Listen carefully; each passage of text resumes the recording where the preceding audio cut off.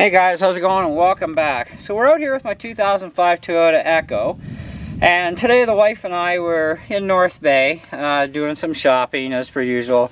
And you know, you got to go to Long McQuaid, right? Music store, my candy place. And yes, I did come home with another toy. That'll be on the next video.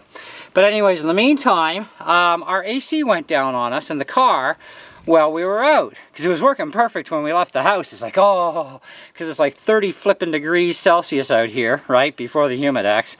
So it's pretty roasty with. Anyways, so the AC goes down and I'm like, oh, really?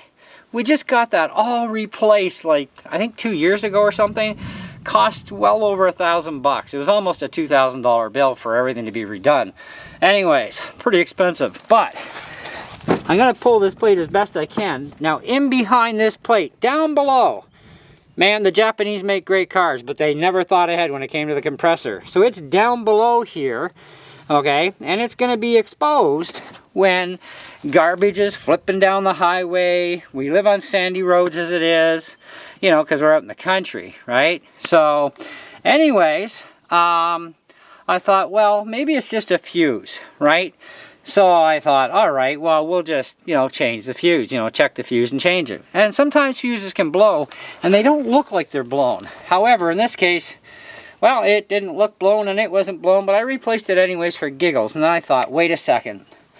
If it is the compressor, the worst possible thing that happens is nothing.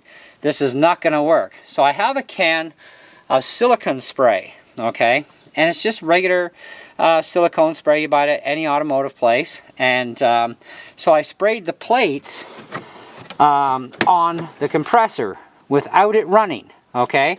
But first I turned the clutch plates by hand, because you can.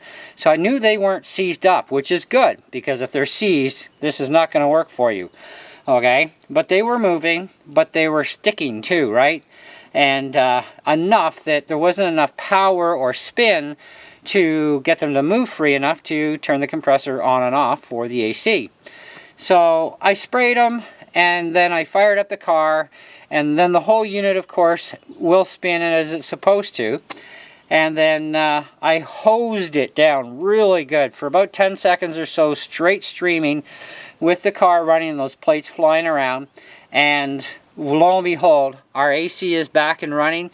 We have cold air again. Now, this is not always going to work, but it is one of the first things you need to look into yourself. Do this yourself. It does not cost you very much for a can of silicone spray, but if you have to even just replace the compressor in your car, oh, the big bill you're going to get, like massive, because it's not just part, it's labor too, and your compressor and your condenser are two of the most expensive parts of your AC unit. I mean, the hoses are dirt cheap in comparison, okay?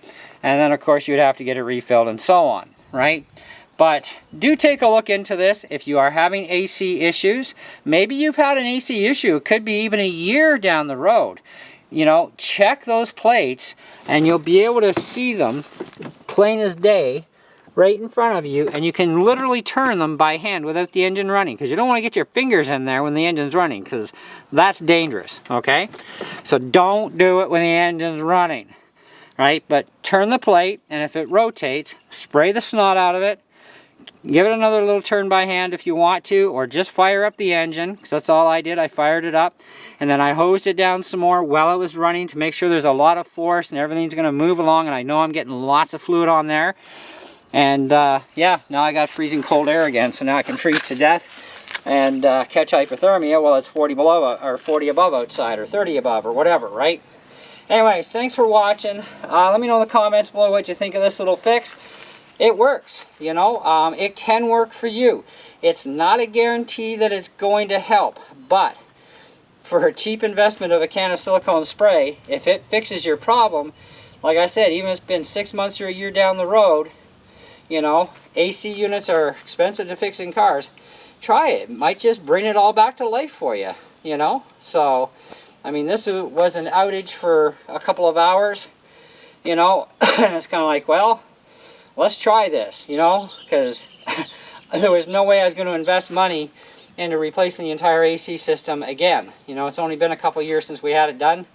I don't even want to think about replacing the compressor on a 17-year-old car. but this has saved it.